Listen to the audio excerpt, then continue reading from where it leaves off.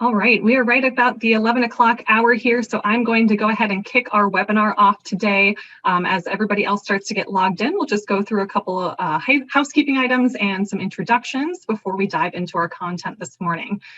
First of all, welcome to our webinar here today about incentive pay programs. My name is Rachel Graff, and I will be kicking off this webinar here before I hand the mic over to Christopher Ryan. So the goal of our thought leadership webinars is to focus on business, technology, HR, regulatory issues, really anything that might be important to the entire staffing industry, as well as our client base. And really, we want to highlight key trends that we see impacting the marketplace. Our goal is to really generate new ideas and thinking to ensure the sustainability and competitiveness of the staffing industry. Before we go ahead and start with our content today, I just wanted to go through a couple housekeeping items. First things first, this is a Zoom webinar, so you are actually on mute and your camera is off. So you will be able to hear us, but we cannot hear you. So if you have a question or a comment throughout the webinar, please feel free to use the Q&A section. There should be a button at the bottom of your Zoom view in order to open up that Q&A box, and you can actually type in and submit questions to us. I will be helping manage those questions throughout the webinar today, and we're hoping to have some time at the end to take a couple of those questions live as well. So do not hesitate at any point to throw a question into that box, and we are happy to address that. Another common question we get is whether we will be recording or sharing out this webinar.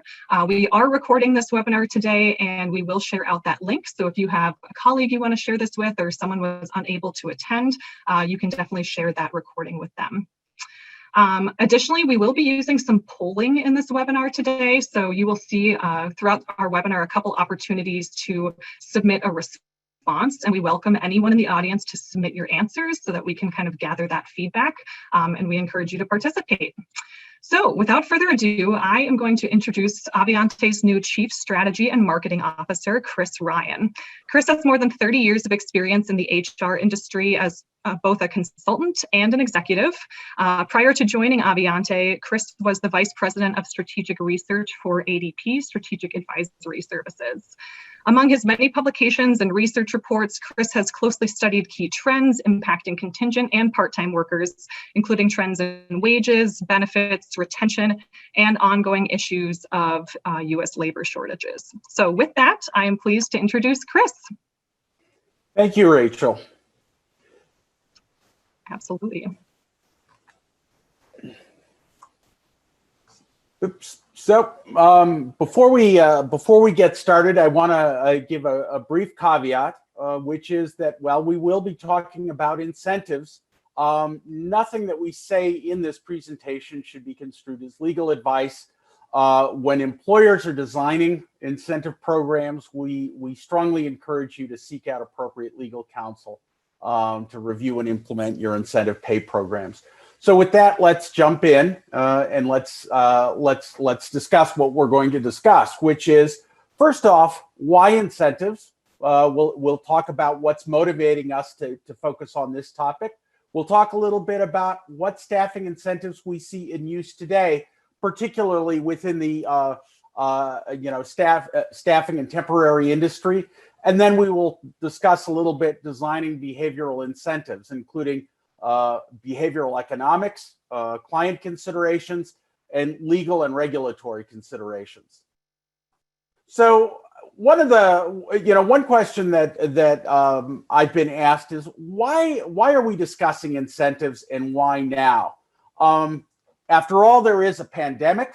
A lot of staffing companies right now are focused on trying to figure out how to keep going during the pandemic, how to serve their clients appropriately. There have been a lot of short-term changes in the workforce.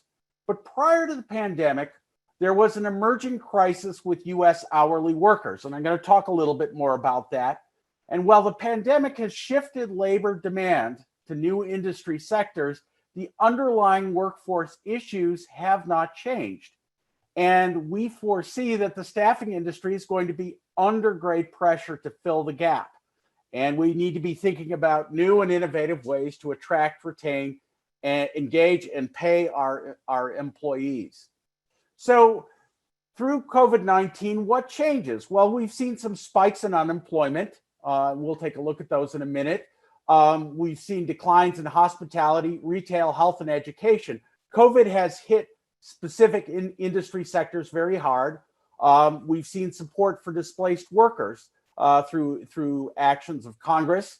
We've seen a lot of stress and anxiety due to the pandemic, and now we have a new administration. But what hasn't changed is we still are going to be seeing chronic labor shortages when we come out the other side.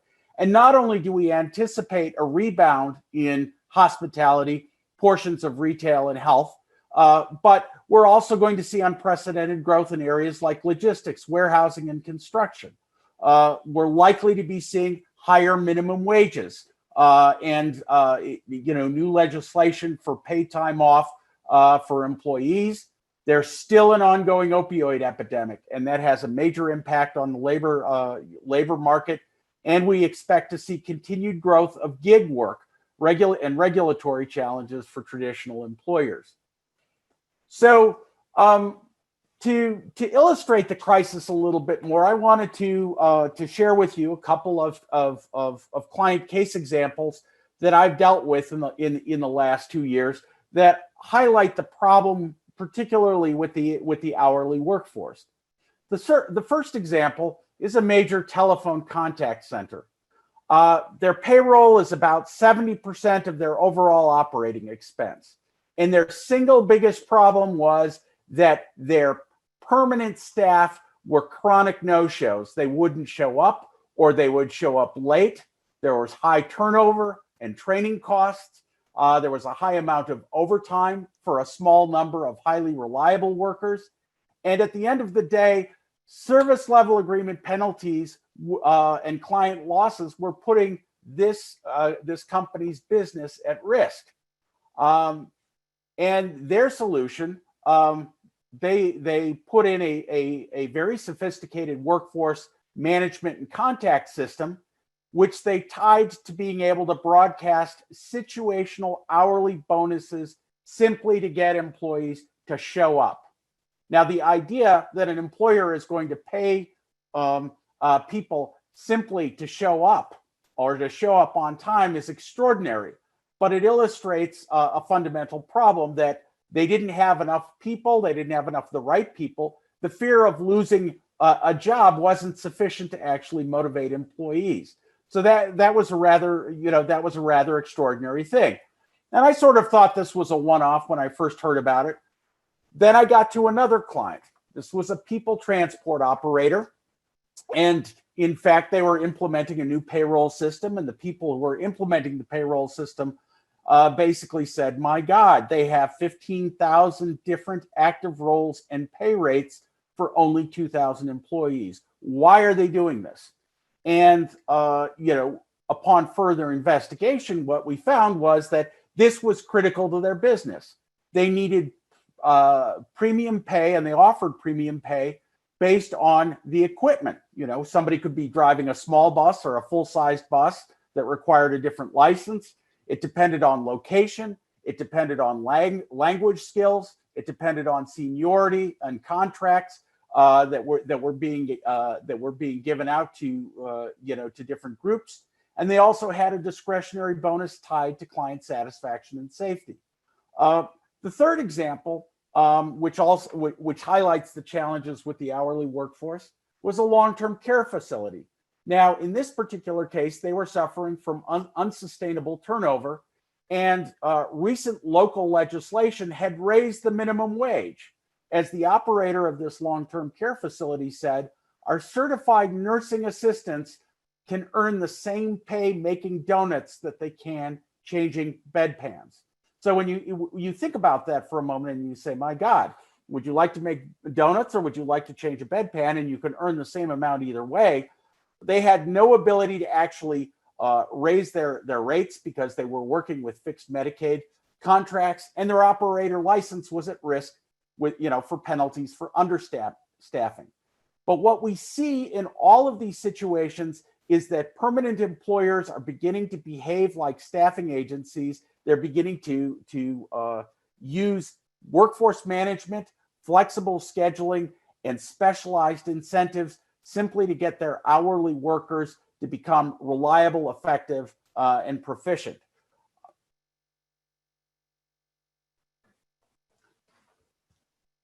So with that, Rachel, do you want to introduce our first polling question? Sure, you should have a live poll up on your screen right now about what behaviors you think are most important to your business. So you can go ahead and submit your answers to this. It is multiple selection. So if you want to choose the top two, this is multiple choice, and you can select which are the two most important behaviors you think that are impacting your business.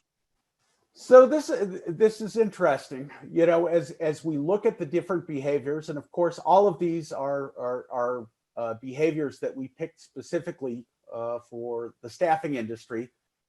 But getting staff to show up to an assignment is listed by more than half of you as the single most important thing, and then motivating staff to stay on the assignment through completion. Now, that's pretty extraordinary when you think about it. And I know when I started talking about this with some different audiences, people would push back and say, why do we have to pay people to do something they're supposed to do? But as you can see here, this is not a trivial problem. This is something that employers are seeing, you know, across the board. What is also interesting is that encouraging staffing to develop new skills is not rated very high. And the reason that interests me is because a lot of the available staff that we may have available to us going forward will be people who are migrating from certain industry sectors, for example, small business retail, to other sectors, you know, such as logistics and transportation. So some interesting challenges for our industry. Okay, so if we want to now talk about, you know, why is it that people are not showing up? And there's a lot of research that's gone into this. Some of it outside of human resources and more through you know, more through sociology and various kinds of social programs. What people are finding is that not only is there a value to work, but there's also a cost. So yes, we get income and benefits, skill development, perks, fulfillment, friendship, but there are costs: personal time, commuting, job expenses, childcare and elder care, stress, and there may be alternate sources of income through a human cloud platform like Uber or Lyft. So the real challenge going forward is that pay, and particularly for hourly workers, is not keeping up with the cost associated with employment. So why would you want to go to a job for $14 an hour if you're paying $9 an hour for childcare? And that's just one example.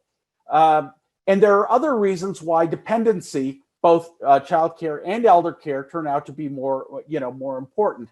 And we will illustrate those in a moment. So a key insight is that we still have a labor crisis. If you were to look at the Bureau of Labor Statistics, and this comes straight from the October JOLT report from the Bureau of Labor Statistics, what we see is that in April, there was this extraordinary spike in separations. That was the sudden rapid job losses as the economy shut down temporarily due to coronavirus. But the bigger story is that unfilled job openings, that red line in the graph, has been exceeding both hires and separations since 2014. And I want to be clear how unprecedented this is. In the past 30 years, unfilled openings never exceeded either hires or separations. This is a historical anomaly that occurred after 2014. And what it says is that there are, in order to be counted as a job opening, the job has to be open for at least 30 days. It can't be an employee who is furloughed and returning to work. It has to be a new job opening. And the employer wants to fill the job immediately, assuming they have the right candidate. So what this says is that a substantial amount of labor in the US economy simply is not being filled. And this is actually a significant impediment to economic growth. Now, this impacts skilled labor, but it also ties as well to unskilled labor and hourly labor. So this is a real serious problem across the board, and this is one canary in the coal mine. A second one is when we look at the number of unemployed people or persons per job opening. Now, if you go back to the Great Recession, we had as many as 6.5 people who were unemployed per job opening. But during recovery, that number has gotten under 2. And whenever you have a ratio of less than 2 to 1, you have extreme pressure on the workforce. And one of the important stories is that many potential sources of labor are actually leaving the workforce. This includes baby boomers. This also includes the impact of the opioid epidemic. And at the same time, you begin to see legislative pressure on the minimum wage. So this number spiked in April again. It's going down again. And our anticipation is that it will get below 1, like it was in 2019. Now, if you were to say, well, why do we have this labor shortage? A lot of this goes back to demographics, and demographics is one of those. It's something that, because our demographic statistics seem to move like a glacier, people often don't think about them. But when you look at the difference between the US population in 1980 versus 2020, one of the first things you see is that there is a dramatic difference in the number of young people. People above the age of 15 in the workforce who are available for part-time or full-time work. There were a lot more young people back then. And there was much higher labor participation rate. We had well-defined entry-level jobs. There was also higher investment in vocational trades at that point in time in the United States. Today, in 2020, what we see is a much older, more diverse population. For example, in 1980, roughly 20% of the U.S. working population were minorities. Today, it's closer to 40%. So what that means is that you're more likely to be hiring somebody who speaks a second language or where English is a second language. Or you may have to find new ways to reach out to new and different populations and engage them in order to bring them into the workforce. So, and at the same time, we also see that baby boomers are leaving the workforce. Another weird impact of this is that the shape of the U.S. population now understates wage inflation. When you look at a 2 or 3% wage inflation rate, which has occurred over the past 3 or 4 years, what it doesn't say is that a baby boomer was retiring and was being replaced by a millennial at 60 cents on the dollar. So there was this, as you were cycling in younger workers, there was this natural suppression of apparent wage inflation.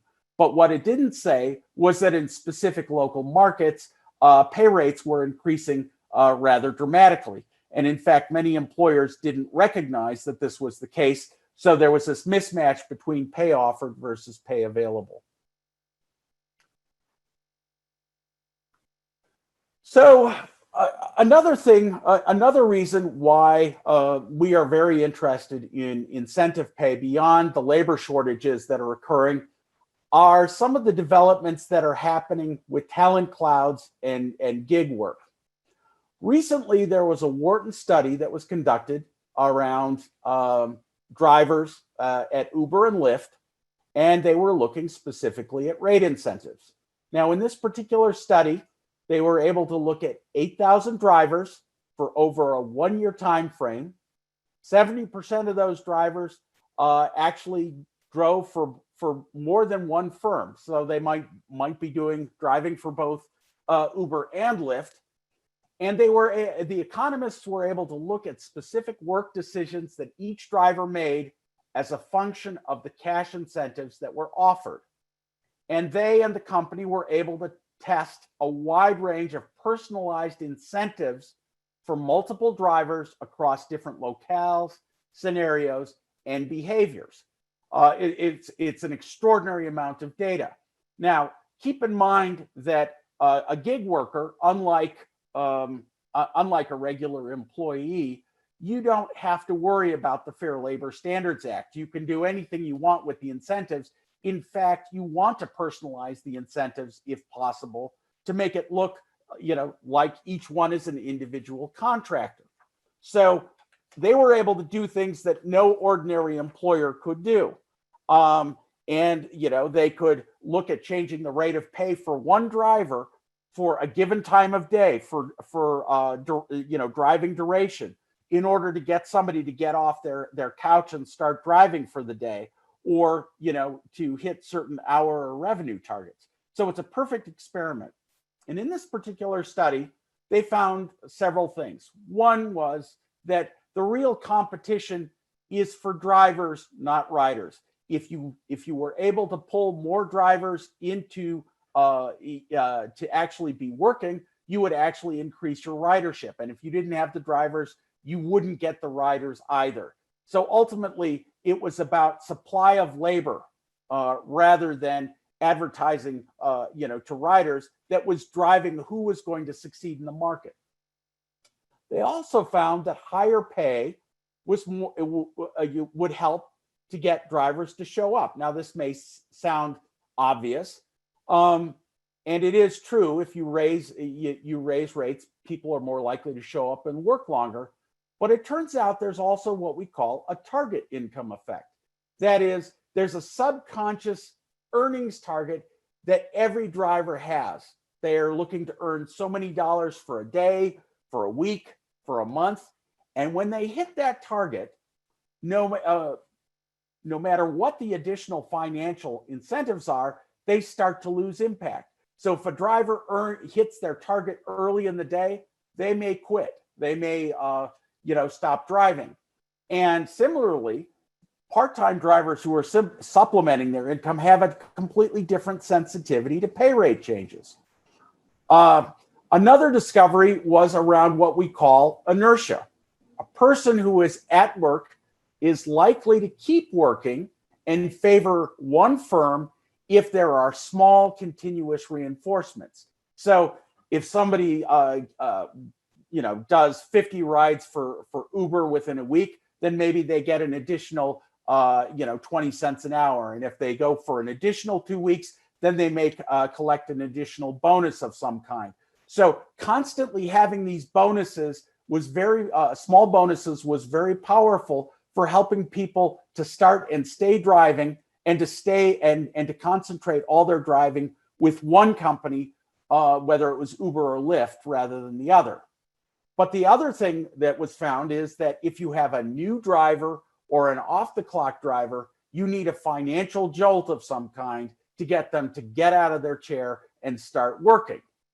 Now, in this case, what makes it really interesting is that both Uber and Lyft are actually using artificial intelligence algorithms now to literally customize incentive rates for each driver with the demand in their specific market. So they are on an almost real-time, hour-by-hour basis. They are making changes and adjustments to optimize their profitability. And this gets us to a very important economic issue. This is a little bit esoteric, but most of you in staffing companies have experienced this firsthand, which is the reservation wage. And the reservation wage, its definition today is really what is the lowest wage at which an individual will accept employment rather than take leisure time off. We all have a tipping point where we will work or we will relax. Now, historically, it was around what's the lowest wage you need to lure somebody to work for a week, a month, a year. But what's happening now is that the reservation wage, when you can adjust it dynamically, it's now what is the lowest wage at which an individual will show up for one more hour. And this completely changes the game. When labor is scarce, if you can dynamically adjust your wages, it becomes a major competitive advantage. And the idea that within the next decade, 70% of Americans will have the exposure to gig income of some kind, even if it's only on a part-time basis, that's kind of a scary thought, because if you're trying to get temporary labor, potentially that can be drained from you. So why are we talking about incentives? Well, part of it is that right now, contingent staffing and traditional staffing are caught in the middle. On the one hand, you have permanent employers who are able to offer stability to their workers. And their trend is they're beginning to manage their hourly workers with increasingly with the flexibility of a temp agency, multi-role, multiple assignments, multiple pay levels, pay for skill addition, and larger employers in particular have the scale and sophistication to do this in spite of all the administrative complexities. And then you on the right side, we have the human cloud, talent cloud contractors. Google and Lyft are examples, but Amazon and IKEA, for example, have also acquired subsidiaries who are responsible for things like assembling furniture, which can be done on a contract basis as gig workers. So what we see there is the big advantage to the worker is flexibility, and they are right now, their employers are looking for ways to use human cloud contractors as part of their staffing. So we're sort of caught in the middle. And the question now for contingent staffing is, how do we create the best workforce and differentiate? After all, we do have to keep up with employment law. We can't treat workers as contractors in many cases. SIA projects that staffing is going to grow by 12% in 2021. And a real question for us is, are we keeping up? What do we need to do to keep up? So let's talk briefly about the staffing incentives that are in use today. So with that, Rachel, do you want to introduce our second question? All right, so here is our second poll question. So we'd love for you to select which of the following incentives you are already using at your company or maybe have used in the past. So hopefully all of you can see that poll popped up on your screen, and we encourage your participation. Once again, you can multi-select here. So if there are various things on this list that you are already offering, you can go ahead and select any that apply. Wow, so this is about what we would expect. Not surprisingly, the referral bonus is one of the things we see most commonly. It seems to be used universally, and there are a number of reasons for it. It's administratively, it's a very simple bonus. You don't have to put it into an employee's regular rate of pay. It's pretty straightforward. There's either a referral or there isn't, so it's easy to document. And it's a very effective way of getting your submittals up, getting the number of candidates in that you need. And if you've got a good employee, their referral is potentially very valuable. They're more likely to lead you to a high quality candidate. So for all those reasons, the referral bonus, not surprisingly, is used almost universally. The What is also interesting, though, is that we see retention or a stay bonus, which is being used for completing an assignment or working through a specific time frame. Now, retention bonuses are interesting because they may or may not, depending on how they're designed, they may or may not be, considered discretionary or non-discretionary for purposes of determining regular rate of pay. But they are probably most important to clients. Once somebody starts, the expectation is that they will be there for the duration. So having that in place is extremely important. And obviously the devil is in the details. I also see listed raffles, and we'll talk a little bit more about those later.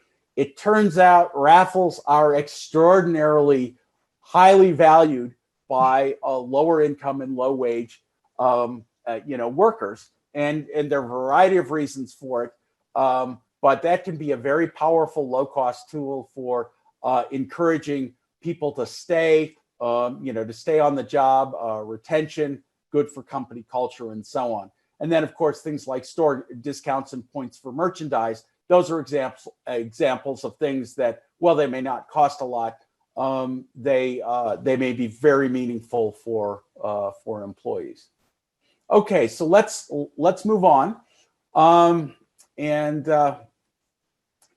What we've seen, we actually did our own research, and not surprisingly, there's your referral bonus. We've seen some companies use start bonuses, although that's less frequent.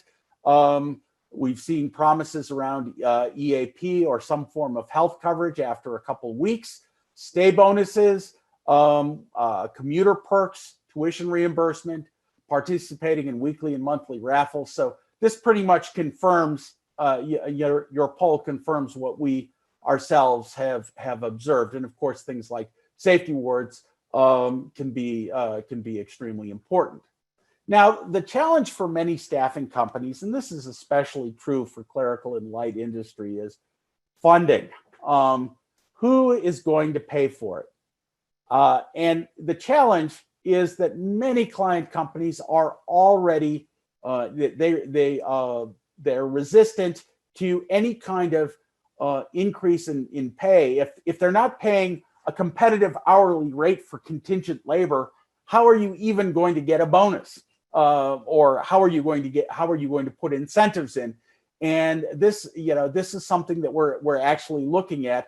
Are there ways that you can actually design incentives into your regular rate of pay in a way that's invisible to the client company? And then, of course, there are issues related to staffing agency margins. Oftentimes, particularly in CLI, the margins are pretty thin, and so it's going to be difficult to absorb cost, and that creates a challenge. The other thing, of course, we see is their administrative burdens. Incentive pay, we've heard about hand calculations to determine regular rate of pay. I was actually talking to a group of staffing companies yesterday, and one of their biggest complaints was, we have to do hand calculations every time we're giving out certain kinds of bonuses. And then you may also need to monitor your incentives for unintended consequences. Make sure that you aren't violating an EEOC rule, that there isn't a gender bias or race, religion bias of some kind. And then, of course, there's the issue of scale.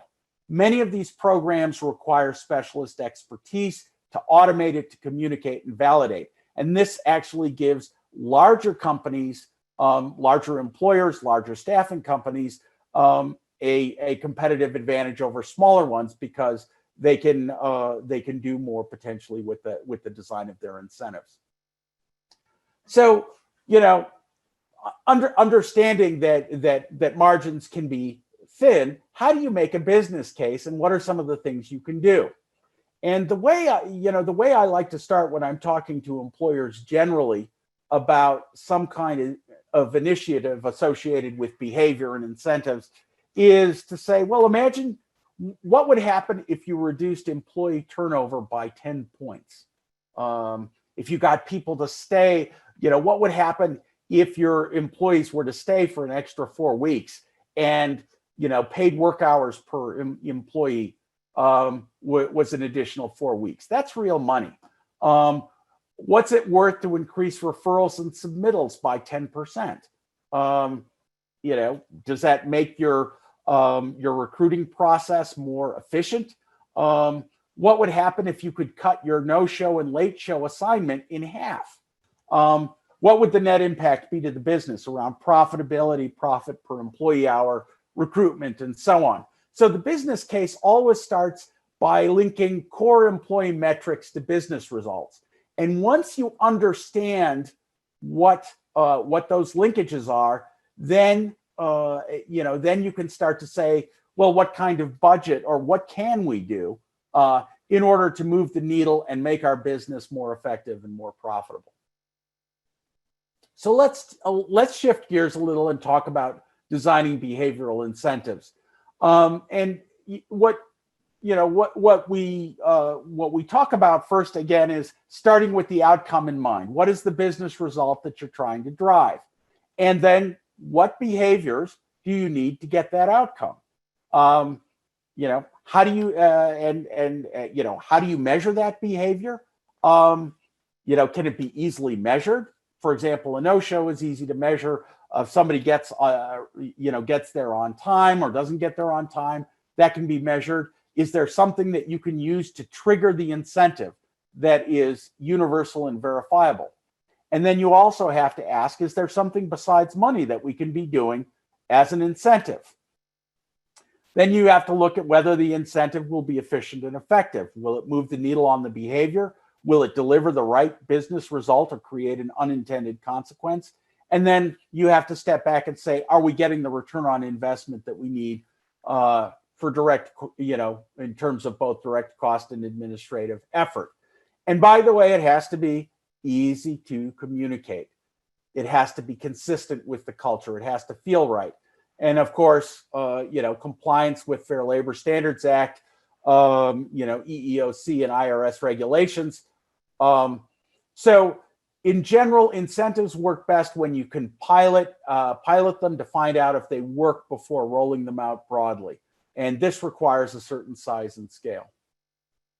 Now, in terms of behavioral economics, different incentive strategies give you different results. If, for example, if you have very small cumulative gains, think of frequent flyer miles, for example, or very small accumulating bonuses of different kinds. That's really useful for employee retention and for reinforcing daily habits, any kind of cultural reinforcement or gamification. If you can turn all the behaviors you want an employee to display into a game, and they can constantly mine those behaviors and step up to earn a little bit more, now you've got a very effective tool for getting people to have good work habits and to reinforce reliability. And if you put it on a mobile app and the employee can see it every day, that makes it even more effective. The flip side is that framing an incentive around a fear of loss is very effective for getting people to take urgent actions and hitting deadlines. Now, when I say loss, it's important to realize that the loss is a matter of positioning. It may not be a real loss. It may simply be that ordinarily an employee would get or expect a bonus, and they're going to lose it if they don't do or take certain actions. And portraying it as a loss, selling it as a loss, is how you get people to move into action. So even if you're offering a special bonus for somebody to show up at the last minute to substitute for somebody else who's going to be absent, the fear of missing out, the fear of loss is very valuable, and that's how you want to communicate it. Situational assistance of various kinds, help with a commuter expense, temporary daycare, gift certificates, special discounts. Those kinds of things are appreciated. They tend to build loyalty and trust. And while they won't change behavior per se, they may help an employee be more loyal. They're more likely to be retained. They're more likely to feel like the organization cares for them. So situational assistance is very useful for building up and strengthening the culture. Now let's talk a little bit about lotteries, raffles, and drawings. They tend to be fairly low cost, but very high return on investment. And what you can do is you can make participation in a raffle contingent on somebody staying through the end of a week or the end of a month. What's interesting about raffles is, and there's a lot of research around this that suggests that workers with below average income in particular really like the opportunity to be able to, hit the jackpot once in a while. So an example we saw was an organization offering a free month of rent for one worker. But to be eligible for that drawing, there were certain things you had to do. You had to stay through a certain timeline, be in good standing with the employer. But that possibility of participating in that raffle was extremely important. And then, of course, the act of doing the raffle, there can be a lot of hoopla around it, a lot of excitement. So it also reinforces the culture, and that's something that people really like. Now, if you think about this last item, fixed increases in hourly rates, this could happen whether we like it or not, depending on minimum wage law. I would note, for example, in the state of Florida that, Florida during this last election voted for a more conservative candidate. The voters in Florida also approved an increase in minimum wage that will be fairly substantial over time. Well, when you increase hourly rates, you are potentially going to expand your applicant labor pool. More people may actually show up or apply for the work. An increase in hourly rate can be quite effective if it's tied to specific learning or certification. For example, when you become a licensed practical nurse as opposed to a nursing assistant, you may be able to command higher pay. So an increase in hourly rate may be good for motivating people to educate themselves or improve skills. But straight increases in pay don't necessarily make your employees more loyal or help with retention if your competitors are also increasing their hourly rates. So you can get into a vicious cycle where you're increasing your rates, your competitors are increasing their rates to attract the same labor, and at the end of the day, everyone's hurting their margin, but you're not necessarily getting better employee behavior or more reliable employees.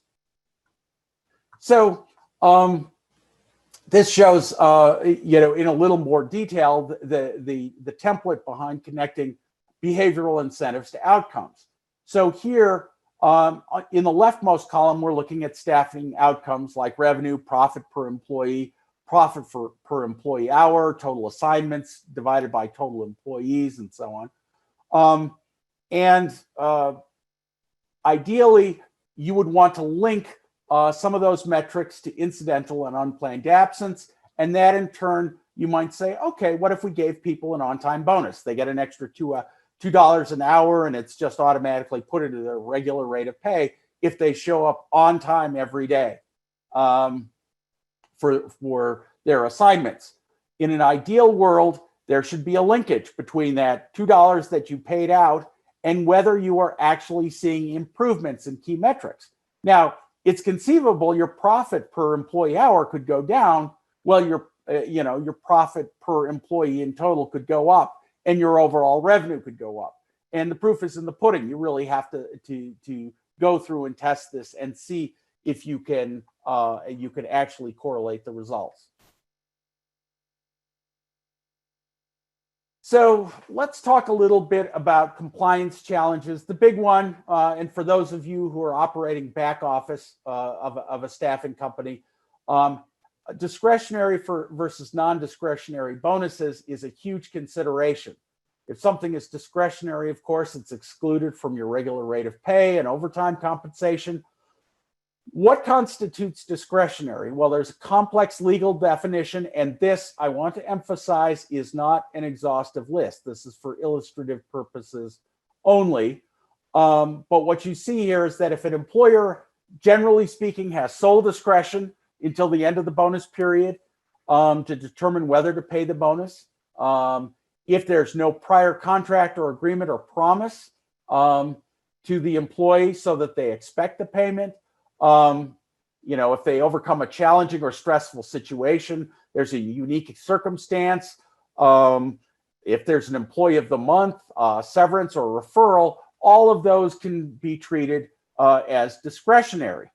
Now, keep in mind that if you call something discretionary, the law may not agree with that label. They will look at the structure of the bonus to decide whether it's discretionary.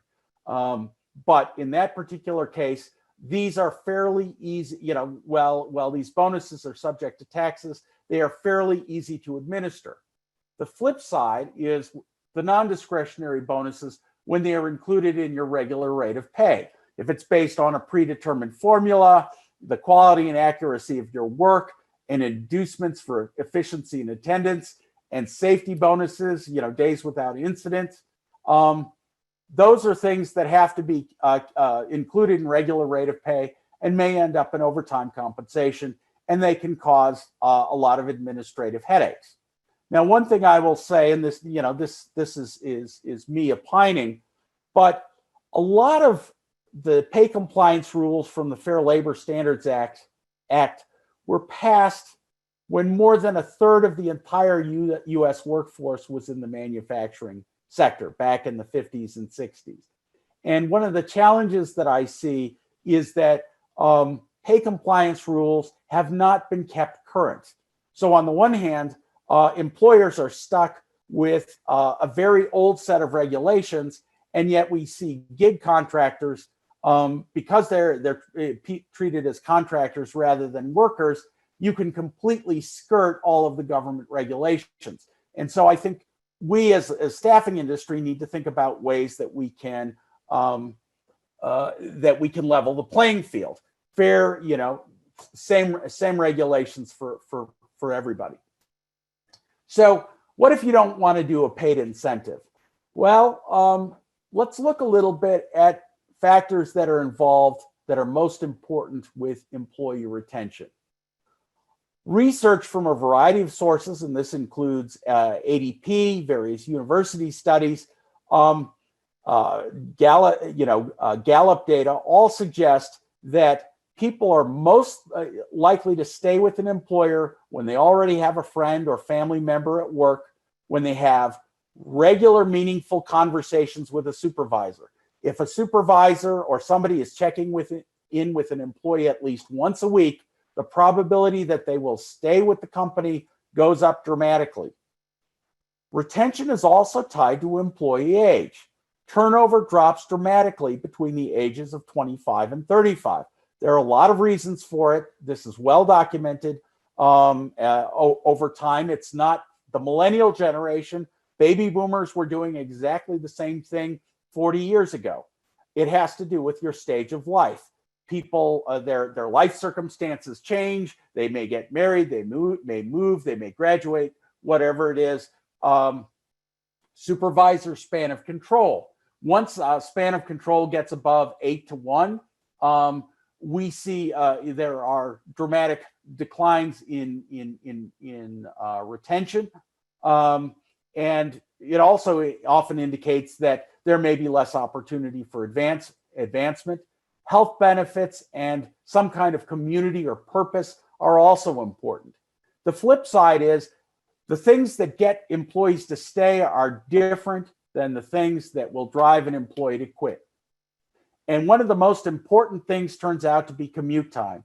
Research from multiple sources, we saw this in extensive data at ADP across tens of thousands of employers, is commute time is one of the single biggest reasons that people will quit work. Also, anything related to a toxic or hostile work environment, and in particular, anything where there are perceptions of unfair treatment, even if the pay is above average. And this is a real problem for staffing companies when contingent workers often have to be treated differently than the regular employees that they may be working alongside of. But there have to be ways to overcome perceptions of unfair treatment, because that tends to get people extremely upset.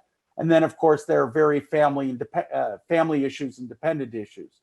So in these cases, having a workforce engagement strategy, check-ins, flexible scheduling, social engagement turn out to be really important.